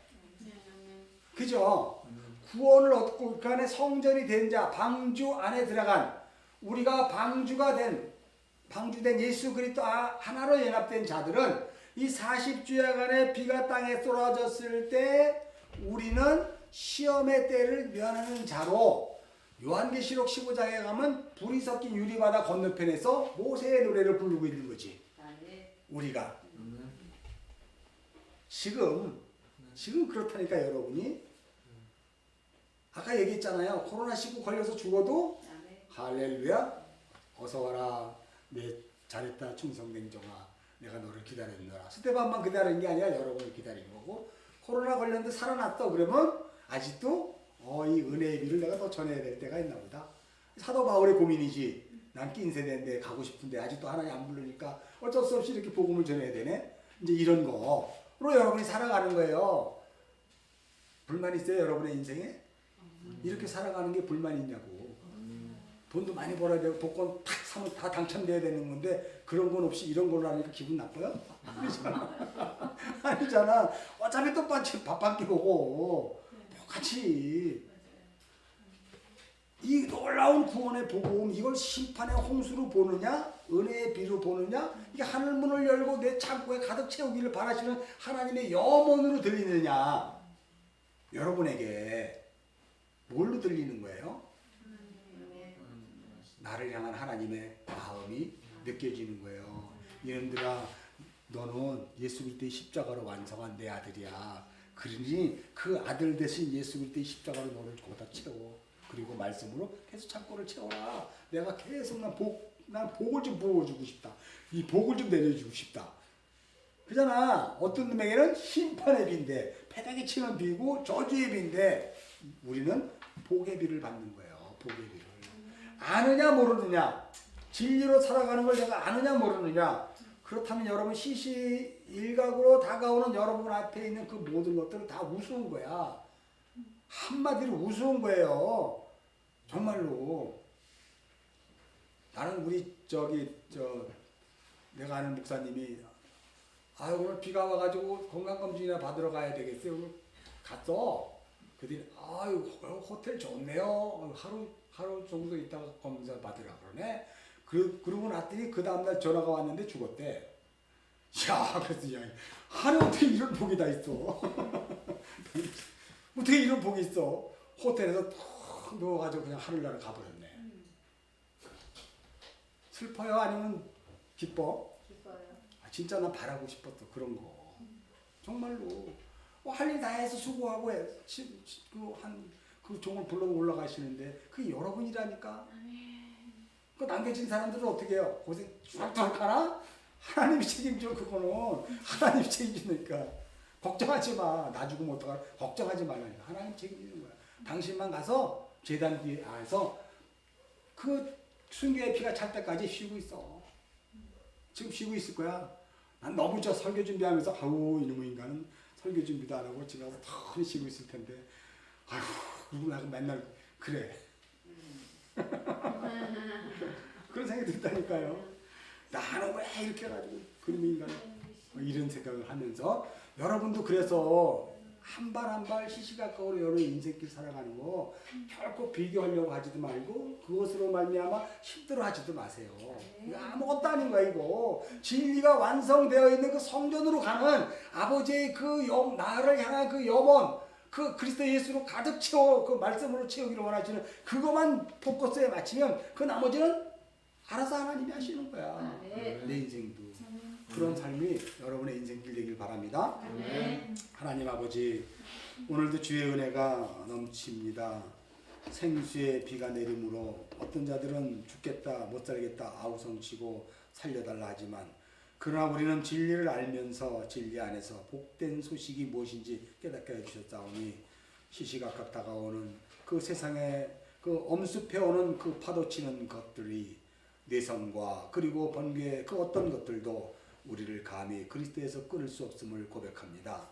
그리스도의 사랑이 우리 안에 단단한 삼겹줄로 연결되어 있기에 오늘도 우리 사랑받은 지체들이 정말 담대함으로 주 안에서 복된 삶을 살아가며 세상과 또한 감당치 못할 믿음으로 가기를 소원하사오니 날마다 저들의 삶이 하나님으로 말미암아 복이 부어지는 놀라운 은혜의 삶이 되게 하여 주옵소서. 우리 주 예수 그리스도 이름 받들어 감사기도 드렸사옵나이다. 주기도문으로 마치